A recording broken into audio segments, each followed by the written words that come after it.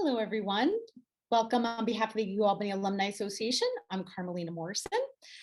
Thank you to Dean Boyer for joining us this afternoon. We're looking forward to hearing from you. But first, just a little housekeeping. If you have any questions, please be sure to put them in the question and answers, and we will try to get to them at the end of the program. Now I'd like to introduce Mr. Ian Walter. Ian earned his bachelor's from the University of Albany and is currently working toward his master's degree at Purdue University, where he is graduate teaching assistant and student service research assistant. While at UAlbany, Ian was an undergraduate researcher in the Signals and Networks Lab. His focus was machine learning and visible light communication systems. Thank you, Ian, for joining us today. Thank you, Carmelina, for that wonderful introduction. I do just want to note that I am actually in school for my PhD, not my master's. I'm very sorry about that. No worries. As you may know, Professor Kim Boyer is Dean of the College of Engineering and Applied Sciences. Before joining the University at Albany in July of 2015, Dr. Boyer served as the department head of the Electrical, Computer, and Systems Engineering Department at our PI for 7 years. For 22 years prior to that, he was on the faculty of The Ohio State University.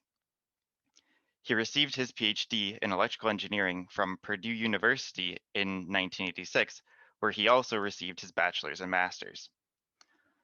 He has industrial experience at Bell Laboratories and ComSat Laboratories, and has been a visiting professor at the University of Bern, Switzerland, and a visiting scholar at the Federal University of Paraná, Brazil, and the University of Chile. Welcome, Dean Boyer. We look forward to hearing from you today. Thank you, Ian.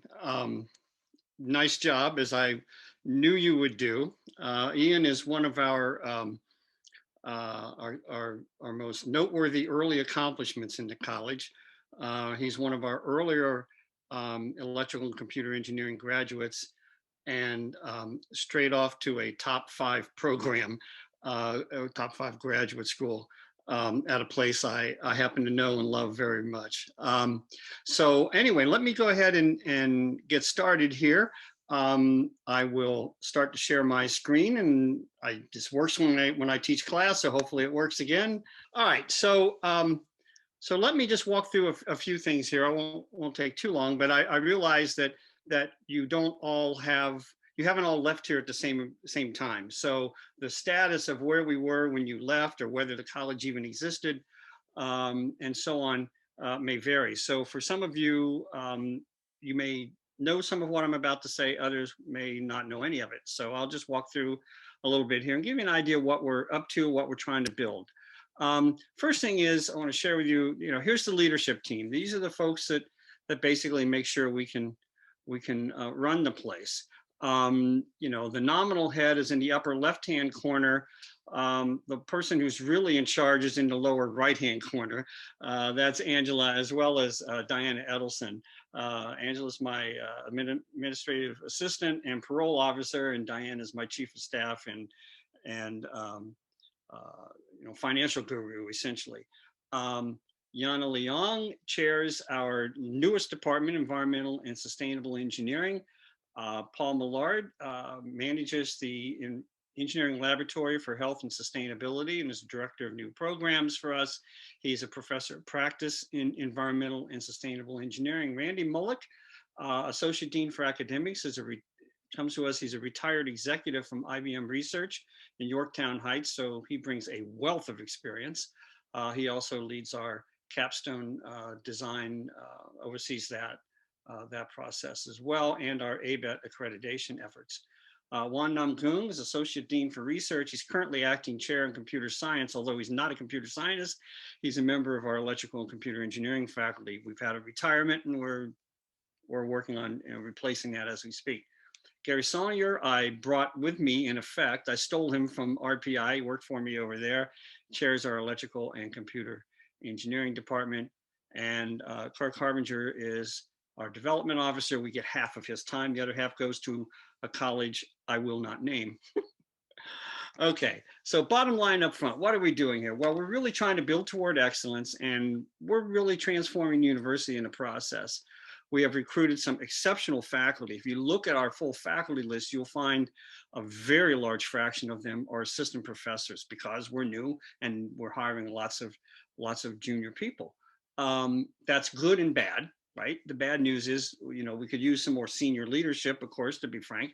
But the good news is that they're bringing all these fresh ideas and all this energy and enthusiasm. And we don't have to I don't have to dismantle anything to build the kind of college we really want to build. We're starting effectively from scratch, and that has real advantages.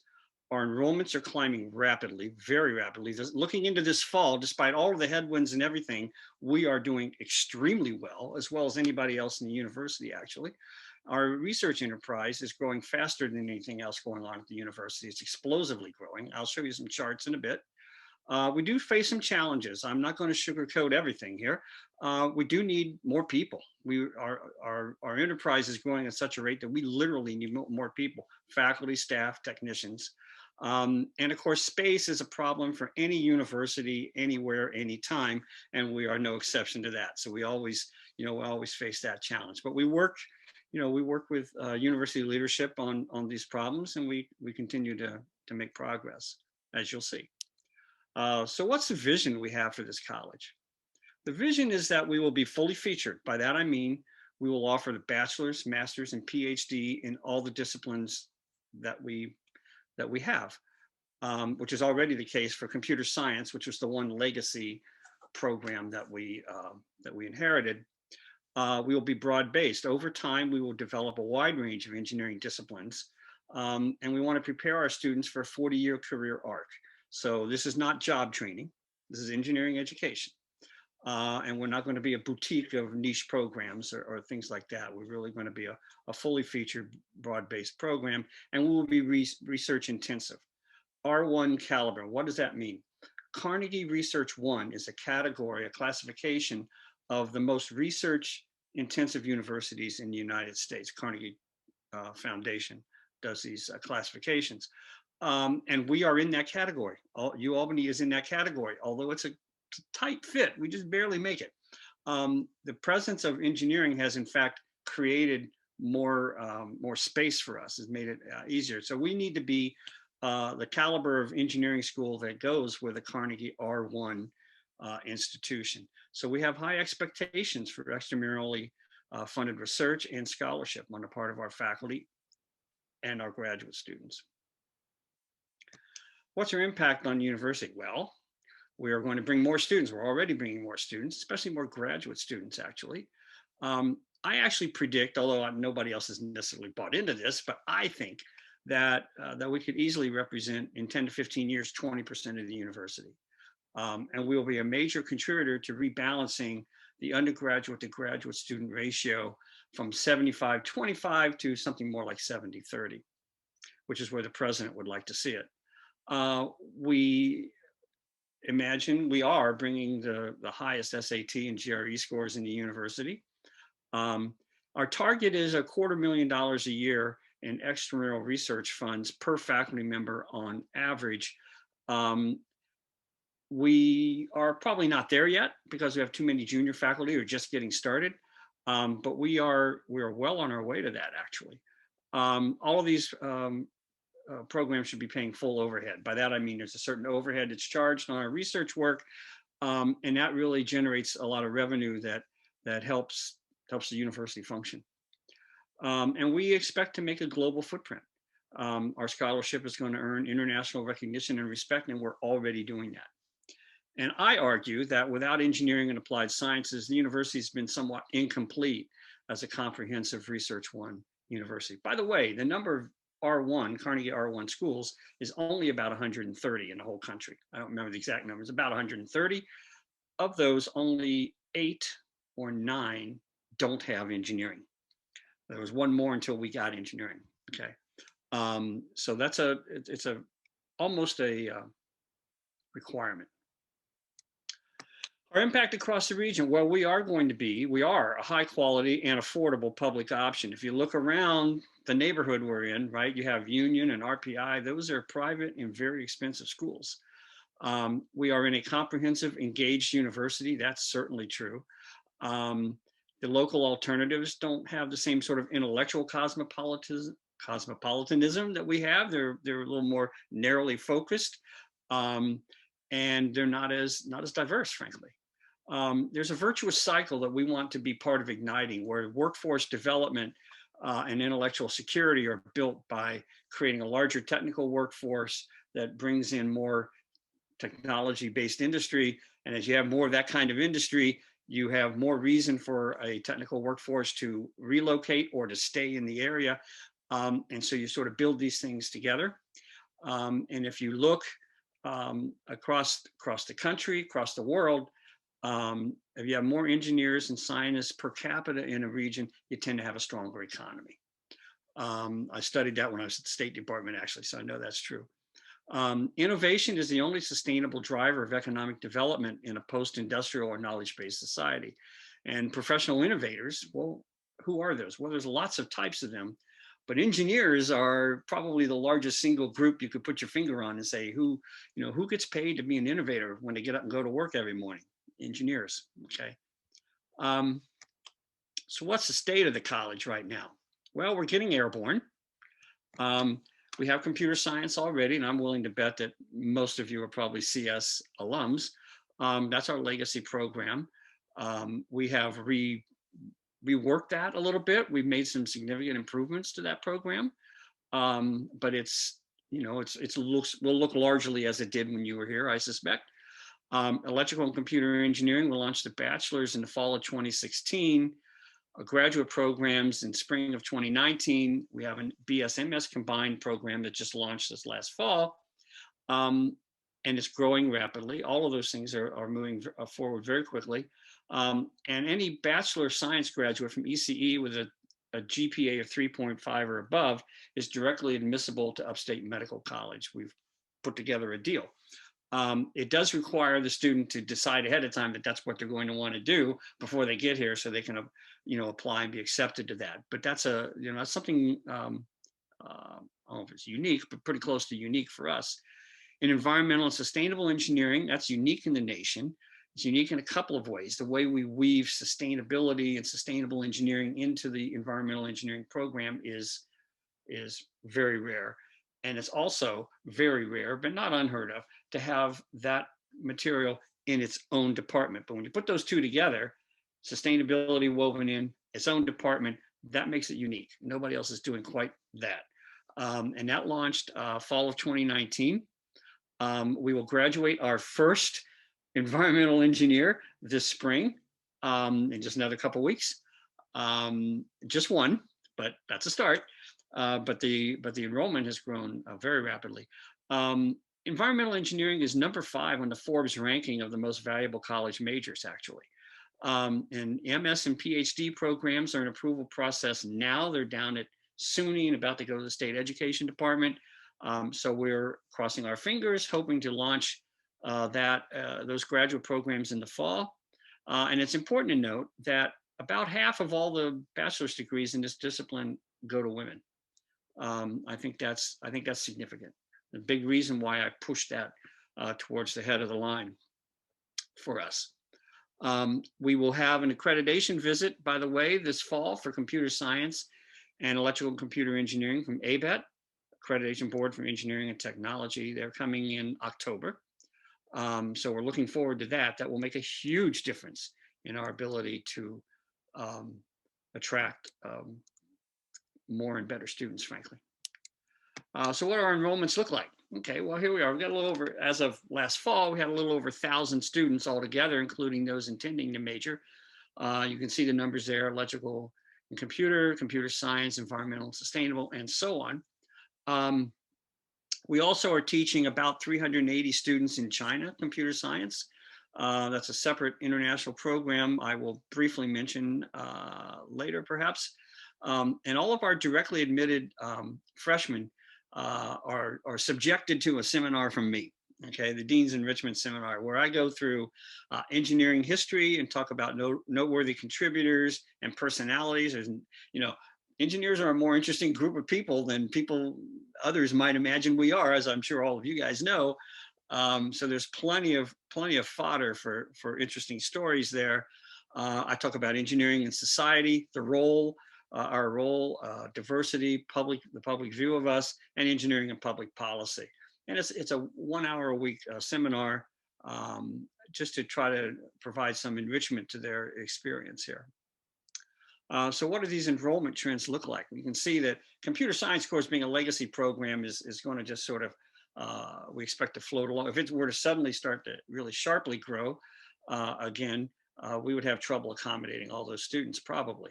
Environmental and sustainable, you can see that it is, it's on a slope like this, and that slope is continuing looking into this fall. ECE again is on a very significant upslope, and that slope again continues into this fall. In fact, if anything, I expect both those curves to break up again. Computer science curve will break up again based on the numbers we're seeing in terms of deposits for the fall. So we're right on schedule, or really ahead of schedule on our growth. In the last decade, this is the last 1920s, the last year I have more or less complete information on, but you can see we produced almost 100 archival journal papers, over 100 conference papers, a book, 3 book chapters. We have journal editors, a number of conference leadership roles, 137 patents. Those are career totals. We got 1 career award that year and a NASA early career award. But in the past, just a few weeks, we've learned that we have 2 more career awards this spring, which gives us 5 in 4 years. Nobody else in the university is going anywhere near that. And 3 of those 5 went to women. And here you can see the numbers on how our extramurally funded research expenditures have grown. And you can see the list of sponsors there on the left. And if you don't know what all that alphabet soup means, I'll just let you know, those are all federal agencies that are very, very picky about who they spend their money with, okay? In particular, NASA, you should probably know that one, NIH, National Institutes of Health, National Science Foundation, Office of Naval Research, Air Force Office of Scientific Research, Army Research Office, Department of Energy, and DARPA, and so on. And speaking of the Department of Energy, we have a multi-million-dollar project there led by Professor Leong in ESE. We're the lead institution. The 2 partner schools, that is our junior partners on this project, are University of Michigan and Princeton. Okay, I think that says a lot about the kind of stake we're driving into ground as an R1 College of Engineering. So some initiatives and plans.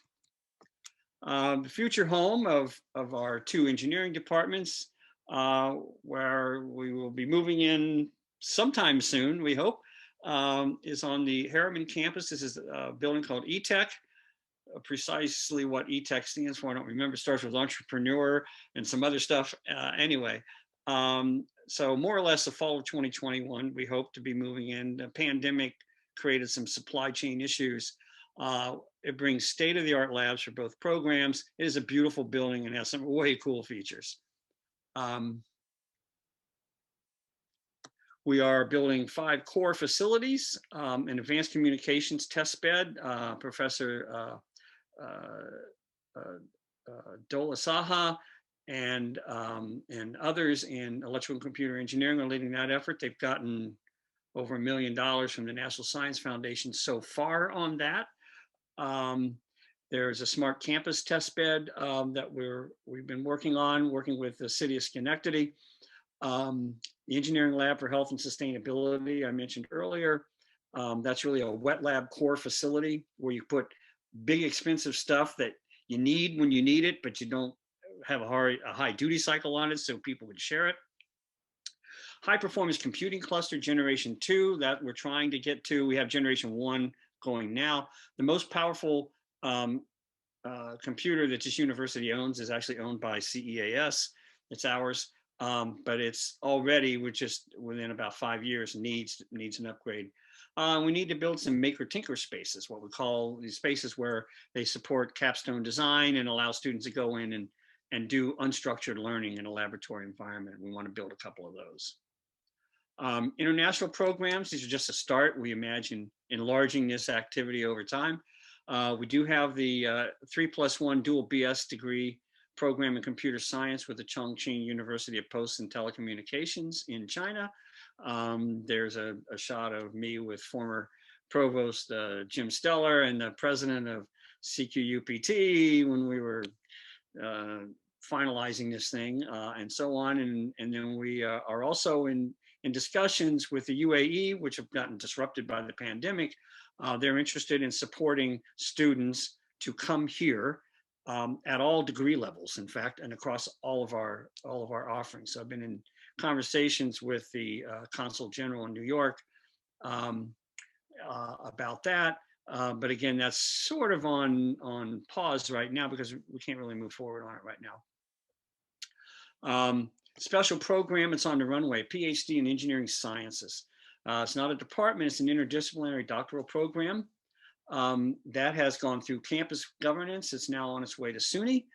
And it will allow a student to put together a doctoral program that can draw not all, that can straddle multiple areas, and not strictly within the college, although most will probably be within the college, but they can also, for example, combine electrical and computer engineering with physics or with math, or ESE with something in public health or biology or what have you, because we're recognizing that many of the most interesting research problems and the most important research problems tend to straddle multiple disciplinary areas.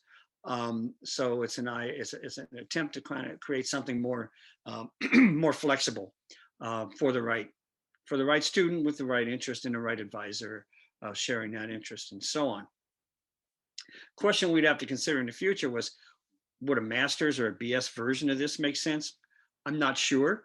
I'm not in a rush to do that, but whenever I pose something like this, I also think of, well, what else might you do with this idea? So it's just sitting on the shelf for now, as far as doing other degree programs. Academic departments on the runway. We've had some discussion as to what we would do next. My original idea was to do bioengineering or biomedical engineering next. It's #1 in the Forbes ranking of most valuable majors. It has strong intellectual connections to other things we already have.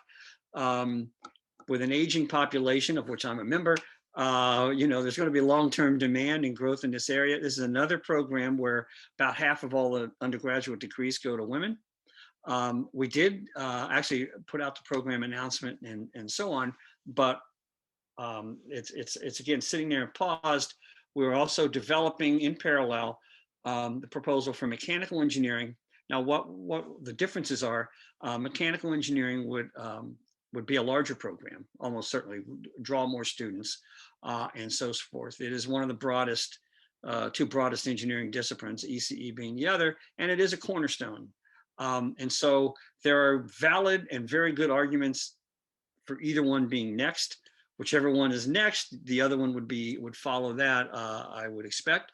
But those are the kinds of things we are looking at and thinking about. Still in the hangar, well, biomedical or mechanical, whichever we don't do next would be presumably follow. I would like to do industrial and systems engineering. It's a relatively low lift because you could put it within mechanical engineering. And with advanced manufacturing and intelligent logistics becoming ever more important, as we've all learned in the last several months or years, I think that would be a place we might want to drive a stake in the ground. And then other possibilities, and these are in no particular order, sort of the usual list of suspects. I've had conversations with my counterpart in business about a dual BS, MS, BS in engineering and an MS in engineering management program. Chemical and biomolecular is a ever-growing importance, to wit, all these vaccines that have been cranked out recently. Civil architectural and architecture is another cornerstone. Civil engineering requires some large physical facilities. It might be a challenge, so you have to think about that. Construction management and technology, the provost has asked me to look at this, and I'm happy to do that. It's not engineering, right? But we could manage that program without a problem. And then engineering mechanics and other things that are a little farther out there. So the point here is not to take notes about what we're doing when, but rather to let you know that we're thinking about all these different possibilities. Investment and return. You don't want to read a bunch of numbers. I'll just say that the bottom line here is that when you put money into engineering, it pays dividends. As can be seen here, here's some changes in SUNY program enrollment. This is the most recent data I've been able to get my hands on, but you can see everything that's in purple at the top is something where we either own it or have a stake in the ground related to it. So you can see where things are shifting. And referring back to this Forbes article, 5 of the 6 most valuable college majors either are or will be College of Engineering and Applied Sciences majors. So with that, I will stop. I do believe it is a great day to be a Great Dane engineer. I think every day is a great day to be a Great Dane engineer. And with that, I will let Carmelina and Ian have the floor, and I'm happy to entertain any questions that you may have. I will now stop sharing the screen as well. Carmelina, are you there? I am here. Oh, okay. I didn't hear desert you, but I can't. Oh, there we go. Oh, okay. Okay, good. We don't have any questions in the questions and answers yet. Ian, did you have a couple questions for the dean? Yes, I did. So first, thank you very much for that really interesting and insightful presentation, Dean Boyer. So my first question has to do with the faculty that you said that you guys are looking to hire. You said you're looking for new faculty, new staff, new technicians. What areas do you kind of see growing the most with COVID-19 and in the post-COVID-19 world? And how does that correlate to what kind of faculty or what kind of skills you're looking for in new hires? Great question. First of all, the first thing I'm looking for are lines, authorizations to hire these people. Okay, so I'm not actually actively looking for anything other than a department head in computer science. So if you have a good candidate out there in West Lafayette, by all means, feel free to point them in our direction. But what I will say first is that I look to always hire the best intellectual athlete I can get my hands on. Okay, I still believe that that's the most important thing, rather than getting too hung up on what area they're in. Okay, that said, once you have something built, for example, let's look at our ECE department as an example. What do we not have, right? What do we not have? We don't have any real strength in control theory. And I know that's what you're now studying out at Purdue. So, we really don't have anybody who specializes in controls. And that's a big chunk of electrical engineering. And we don't have any real expertise there. So that would be, where I would probably be looking next to try to fill that. I would defer to Dr. Saulnier to, really fine tune that for his department. I don't want to micromanage that, but if you ask me, that would be the most obvious thing I would say we need next. So we need some people in that area. We don't have anybody in electronic materials or device physics or anything like that. There'll be another area where I think we're a little thin. In computer science, our representation is a little more, we're a little better balanced. Although we've had a couple of losses. We had a loss in ECE that took our roboticist back home to China. Okay, he got a good offer from Baidu, and we couldn't really keep him. He wanted to go home. I understand that. But in CS, probably our most accomplished person in computer vision and artificial intelligence, other than me, if I may say so, but I'm not an active researcher anymore, has decamped for University of Buffalo, and that was Sue Liu. So that's a huge hole for us. We still have Ming-Ching Chang, who's extraordinarily good in his own right, and others in that area. So it's not like we don't have that, but it's a place where there's a lot of activity right now. It's very important, and I would look to try to build that. In environmental and sustainable, we need everything. We only have 4 assistant professors, the department chair, and a professor of practice. And frankly, that's not enough, particularly if you're trying to run a bachelor's, a master's, and a PhD program on that. It's just not enough. So there, I'm a little there. We're still very much in the hire the best intellectual athlete you can get your hands on kind of mode. But the premise of your question was framed around COVID and so forth and so on. I do want to say that when you hire a faculty member or when you graduate a student, you really need to be thinking about a long-term arc, a long-term career arc, research arc for the faculty member you're hiring, as well as teaching and so on. And so I don't think it's wise to get too caught up in the crisis du jour, okay, or the technology du jour for that matter. I think we have to look at people who are working in areas that we know are important for our students to know, important work to be done, and fundable, to be blunt about it, right? I mean, if you can't get research funding, you can't do your work, we can't function, right? That's how we pay the bills, in effect. So that's important, but you want somebody whose work you can see evolving over time in a way that they will continue to be relevant, that their work will continue to be important and relevant. And so I wouldn't get too hung up on, well, now that we've had this pandemic, it changed everything. Well, it changed a lot of things, but the fundamentals are still the fundamentals. And we still need to teach our students those fundamentals so that they're prepared for their 40-year career arc. And we need to hire faculty whose research interests and teaching interests are similarly have long time constants, will have long lifetimes. Does that answer it? Yes, yes, Okay. absolutely. Okay. So there's a couple questions here from chat. One on a similar topic to hiring faculty and teachers. There can be a massive difference in teaching effectiveness between different professors. Bad teachers can squelch engineering enthusiasm, whereas the inverse is also true. Great teachers can help promote it. Do you also prioritize teaching skills when new faculty are being hired? To the extent that we can assess that, absolutely we do. All right. Now, how do we assess that? If I'm hiring somebody who's been on the faculty elsewhere, such as Professor Namgun, when we hired him, he already had a track record, right? He was a full professor at the University of Texas. So we could see what his teaching evaluations were like and so forth. So we already knew he was terrific in the classroom before we got him. For a junior faculty member, somebody just finishing their PhD and coming out, you may not have a lot of information about that.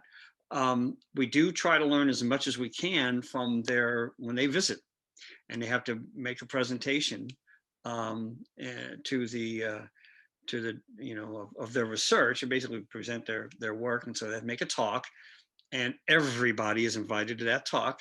Students, faculty, staff, everybody can come to that talk.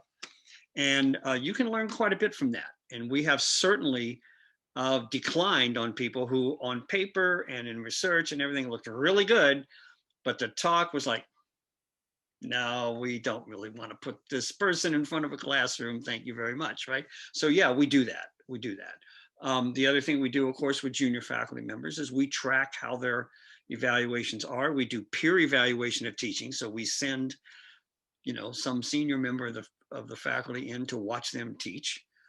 I had that done to me when I was an assistant professor. It was fine. At least I kind of knew ahead of time, hey, Kim, I'm going to be coming in at some point during your class this week. Okay, so I knew. But we do that so that not just to like gotcha on the faculty member. The idea is to try to see what we can learn so we can work with them and improve their performance in the classroom. And we have generally good success with that. I'm pleased to say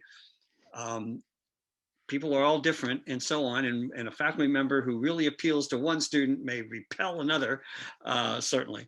But overall, our performance evaluations of our faculty by the students are pretty good, actually. Students tend to, that isn't to say that we don't occasionally have somebody who's, didn't go so well, or a student who really didn't like Professor X, Y, or Z. But generally speaking, it's pretty good. But yeah, we take it very seriously. I mean, that's why we're here, right?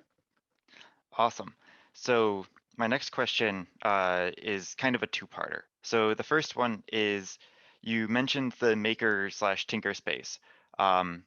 Would that be a part of the eTech campus, or would that be somewhere on the There, podium? well, there is some space in eTech where we're going to be able to build that, in lab initially, that lab. So that's where it will be for now. That's what we'll have. We have to have that. It's effectively a teaching lab as well, because our capstone design stuff, if they need to build prototypes and so forth, that's where they're going to do it. So that's where that is for now. But over time, as we grow, we're outgrowing all the space left and right anyway. So I foresee that that may not suffice in the long haul as we add more departments and so on. So that's more of a longer term project. Yeah. Okay. And then another question in chat that's very similar to this, or going off the same idea, is the computer science program seems to have found a great home with exciting possibilities. The college also seems to have done well with the minimum to begin many important programs. However, you mentioned that there are some areas of improvement and in need of space/equipment. So what is it that we alumni can do to help the program? Oh, well, I would say talk to Carmelina, who can talk to Kurt. But we need, I mean, all depends. Anything they do is obviously of help. But if we had, if we could put together, I could put together a wish list overnight of, here are certain things that we need, particular, pieces of equipment and so on, and things like that, where it's sort of a one-time deal, right? You don't necessarily have to endow something to provide a salary forever or anything like that. Those, you can pool a lot of contributions, a lot of small contributions, and produce, enough resources to, to buy the, kinds of equipment we need. I think that what we have particular trouble getting are funds for what I would call sort of big ticket stuff, mass spectrometers and things like that we need in a wet lab, where that those things can run half, $750,000 a pop, and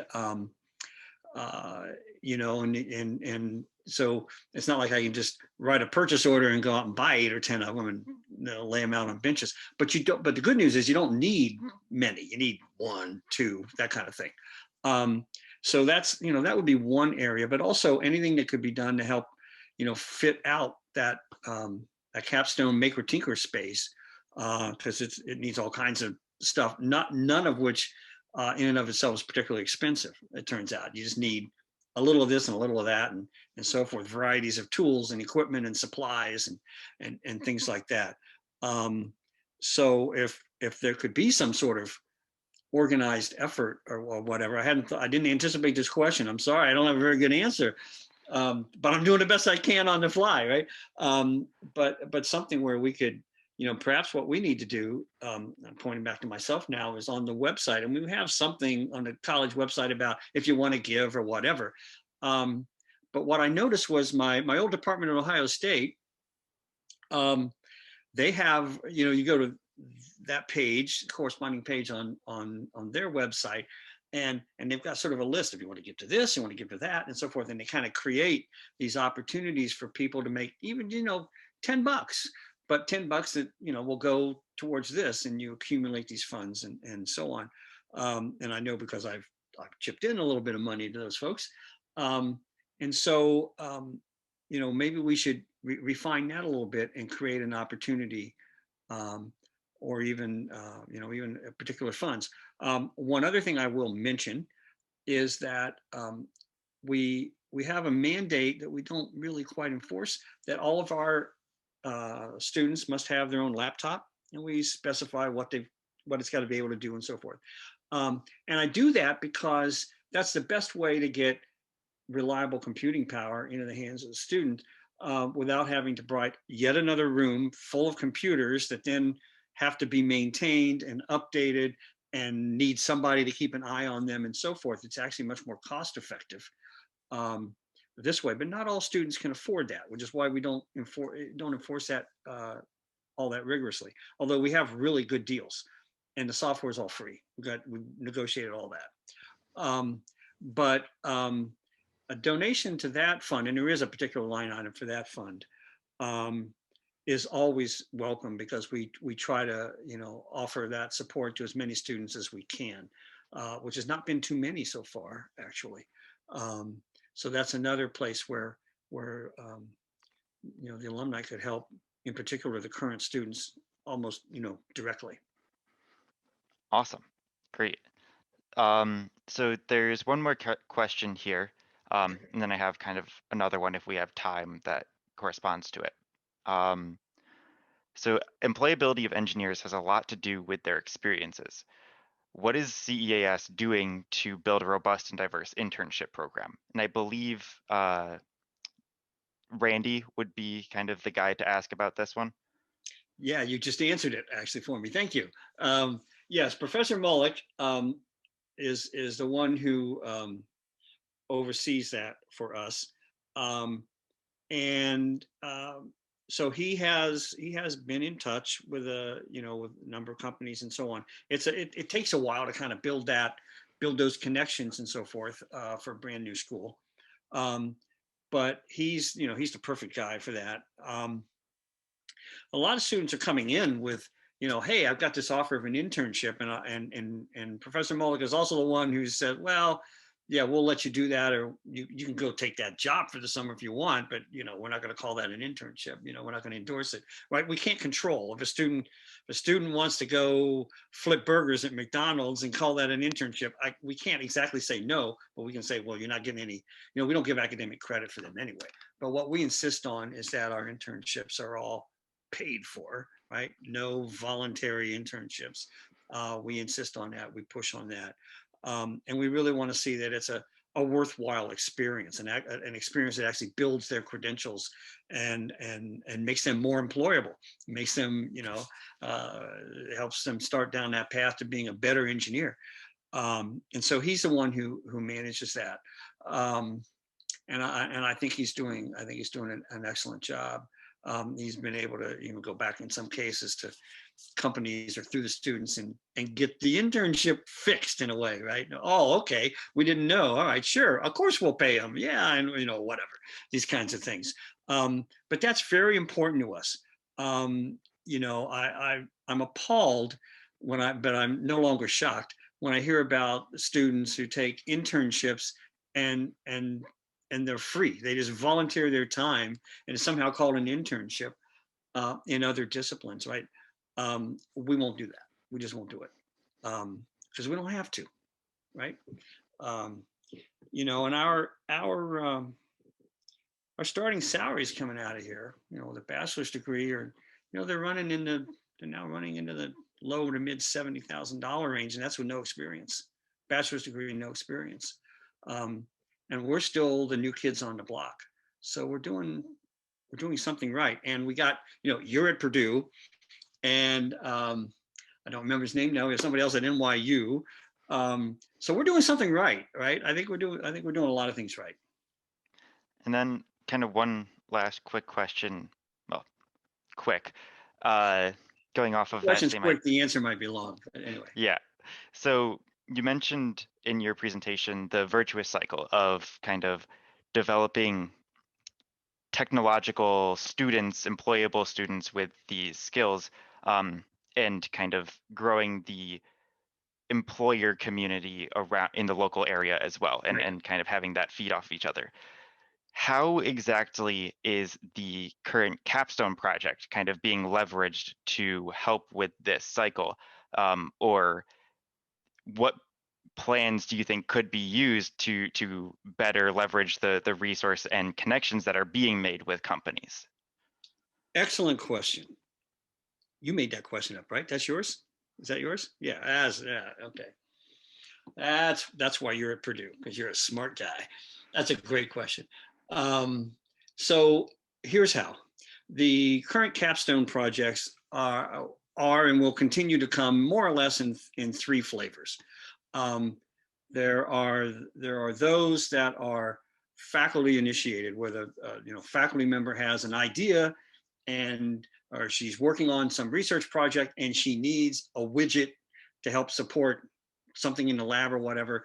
And to build that, she can't go buy it, but an undergraduate team could conceivably design and build one for her, right? So she brings that in and offers it as a capstone design experience. We have a couple of those.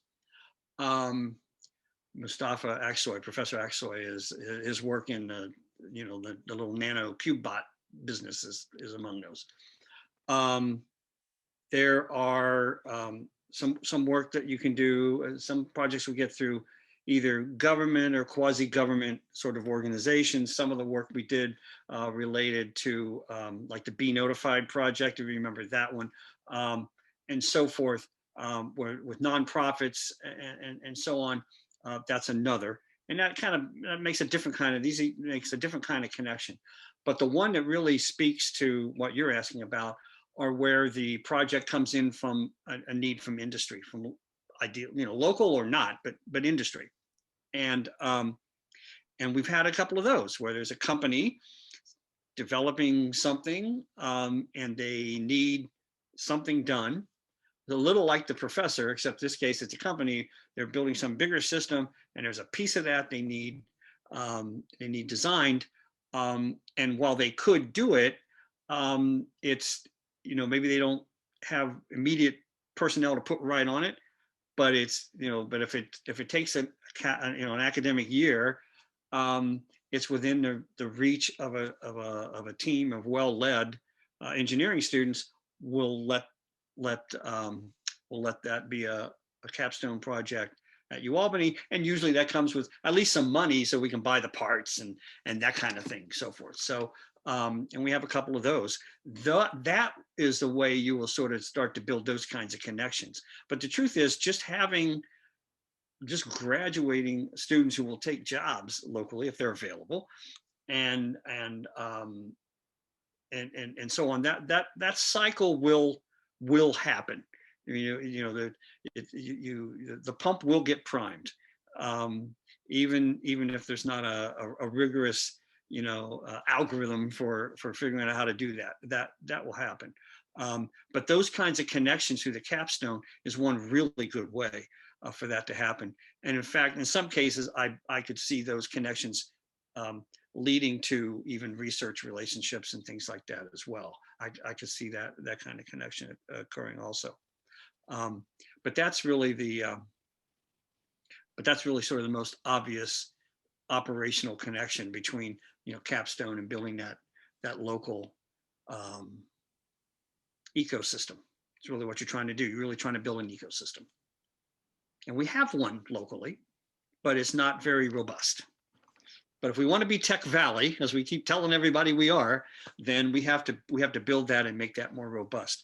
And this college is a big part of doing that, because the other two engineering schools, well, three if you count the folks on the other side of Fuller Road in the neighborhood, have done that only within fairly narrow niche kind of areas, or in the case of a couple of them, hardly at all.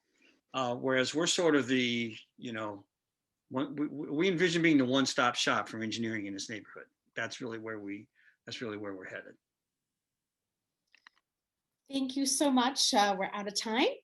Thank you, Ian, so much. Thank you, Dean Boyer, for joining us today, and all our attendees. Really appreciate it. This will live on YouTube.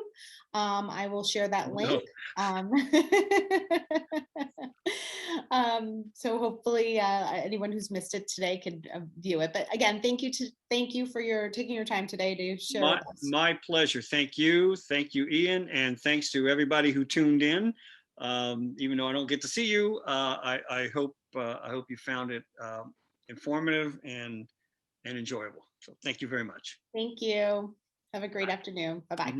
Bye-bye, everybody.